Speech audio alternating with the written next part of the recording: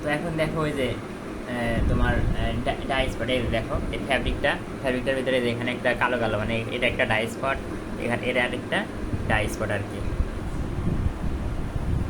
তো দেখো এই দেখ, তো কালার ফাস্টনেস, আনইভেন ডাইং মানে কি, যে আনইভেন মানে অসমান, আর ইভেন মানে সমান। আনইভেন ডাইং মানে কি, যে একটা ফ্যাব্রিকের কিছু জায়গায় বেশি পরিমাণে ডাইং আছে আর কিছু জায়গায় কম পরিমাণে ডাইং আছে, এটা হলো তোমার আনইভেন ডাইং। আর কালার ফাস্টনেস মানে কি, কালার ধরে রাখার ক্ষমতা, অর্থাৎ একটা ফ্যাব্রিকের লাল কালার, ওই কালারটা যেন সারা দেখুন লালই থাকে।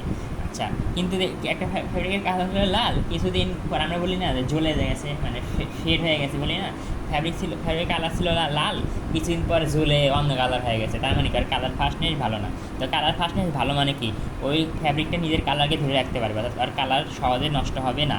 আর কালার ফাস্টনেস খারাপ মানে কি, একবার ধুয়ে দিলে দেখবে রং টং উঠে গেছে একদম, কিনছিল লাল কালার দেখা গেছে সাদা কালার হয়ে গেছে, এরকম আর কি। মানে কালার ফাস্টনেস খারাপ, তার খারাপ মানে হলো ওর কালার এমনি উঠে যায়, জ্বলে যায়।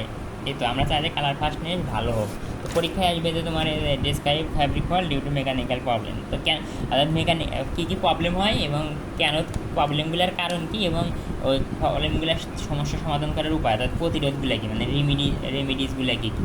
তো এগুলো সব মুখে টাইপ ফ্যাব্রিক ইনট্যাঙ্গেলমেন্ট, এটা কি reel speed variation, decay of windshot, মানে উইন্ডশটের ক্ষয়। তারপরে তাহলে উপায় কি, যে অ্যাডজাস্ট দ্য রিল স্পিড, মানে রিল স্পিডটা তোমার ঠিকঠাক করতে হবে, মানে রিল স্পিড খুব বেশি বেশি পরিমাণে কম বেশি না করে আর কি, মানে এই 50 এই 100 এরকম যেন না হয়। Crease mark edge excessive friction between fabric, মানে ফ্যাব্রিক এবং ইনসুলের ভিতরে অতিরিক্ত ঘর্ষণ। এখানে কি তোমার অ্যান্টি গেজিং এজেন্ট ইউজ করলে পারে তোমার এই ক্রিস মার্কার পড়বে না। তো ফ্যাব্রিক কোয়ালিটি ডিগ্রেডেশন বলতে যে ফ্যাব্রিক হোল, মানে ফ্যাব্রিকের ভিতরে যে ফোড়া বা গর্ত তৈরি হয়, এটা কেন হয়, ইমপ্রপার রিল স্পিড, মানে অনুপযুক্ত, মানে ইমপ্রপার মানে সঠিক না, তাই না, রিল স্পিডটা ঠিকঠাক নয় আর কি। হ্যাঁ, এই তো ইমপ্রপার, তাহলে রিজন কি, just adjust the reel speed according to fabric GSM, মানে ফ্যাব্রিক জিএসএম অনুযায়ী তোমার তুমি ওই রিল স্পিডটা ঠিকঠাক করে নেবা। আর এগুলো এত সহজ। কালার স্পিড কেন হয়, improper dosing heating system and cooling system, মানে কুলিং সিস্টেম এবং হিটিং সিস্টেম যদি ঠিকঠাক না থাকে।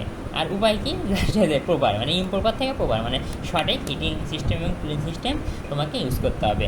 আর একটা কি ইভেন্ট ডাইং, এটা কেন হয়, ইমপ্রপার ডোজিং সিস্টেম, মানে ডোজিং সিস্টেম যদি ঠিকঠাক না থাকে আর কি। তো এর উপায় কি, যে আমার ডোজিং সিস্টেমটা ঠিকঠাক করতে হবে, অর্থাৎ প্রপার ডোজিং সিস্টেম।